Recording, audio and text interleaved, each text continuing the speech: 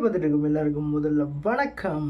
இந்த விட நம்ம என்ன பார்க்க போகிறோம்னு பார்த்தீங்கன்னா, வாட் இஃப் நம்ம சிம்பு இந்த கேரக்டர் நடிச்சிருந்தா எப்படி இருக்கும்?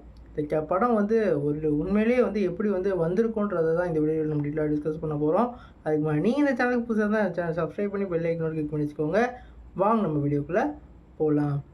இன்றைக்கி நமக்கு கண்டென்ட் என்னென்னு கேட்டிங்கன்னா, இப்போ தேட்டரில் ரிலீஸ் ஆகி வேறு லெவலில் சக்கப்போடு போட்டுட்ருக்க டிசி படம் மாதிரி நம்ம சிலம்பரசன் ஒரு நெகட்டிவ் ரோலில் ஒரு சிவப்பு ரோஜா படத்தோட கதாபாத்திரம் மாதிரி நம்ம கமல் மாதிரி நடித்தா எப்படி இருக்கும் அப்படின்றத தான் பார்க்க போகிறோம். இந்த படம் நம்ம பாரதி ராஜா இயக்குற மாதிரியும் நம்ம சிலம்பரசன் நடித்தா எப்படி இருக்கும்னு நீங்கள் யோசிச்சு பாருங்கள். ஏற்கனவே மன்மதனில் அவரோட வில்லனிசத்தை நம்ம பார்த்துருக்கோம். ஒரு பாரவன் வில்லனிசத்தை காமிச்சிருப்பார்.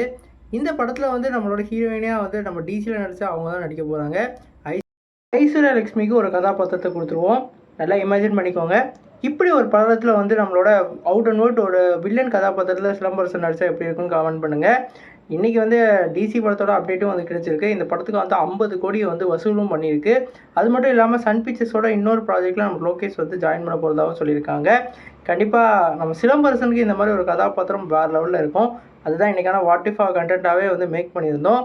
டிசி படத்தை பற்றியும் அப்படியே சொல்லிடலாம். நம்ம டிசி படம் ஒரு வேறு லெவல் சக்ஸஸோட தேட்டரில் ஓடிக்கிட்டு இருக்கு. குறிப்பாக டெபியூட்டாக நம்மளோட லோகேஷ் கனகராஜுக்கு இந்த படம் ஒரு வேறு லெவலில் டெபியூட்டாக அமைஞ்சிருச்சு. ஹீரோவாக அவரோட கால்பதத்தை வேறு லெவலில் பதிச்சிட்டாரு. அவரோட அப்கமிங் ஹீரோ மூவிஸ் என்ன மாதிரி வரப்போகுது நம்ம வெயிட் பண்ணி தான் பார்க்கணும். கண்டிப்பாக இனிமேல் அவரோட மார்க்கெட் வேறு லெவலில் உயரப்போகுது. அது மட்டும் இல்லாமல் டைரக்ஷன்லேயும் அல்லு அர்ஜுனோட இப்போ இயக்க போகிறாரு. அவரோட வெற்றி பயணம் எப்படி தொடரப்போன்னு நம்ம வெயிட் பண்ணி பார்ப்போம். நீங்கள் சொன்ன ஃப்ரெண்ட்ஸ் இந்த வாட் இஃபை பற்றியும் அதே மாதிரி டிசியோட வெற்றியை பற்றியும் எப்படி நினைக்கிறீங்க கமெண்ட் பாக்ஸில் கமெண்ட் பண்ணுங்கள். இந்த சேனல் புதுசாக இருந்தால் சப்ஸ்கிரைப் பண்ணுங்கள். நன்றி.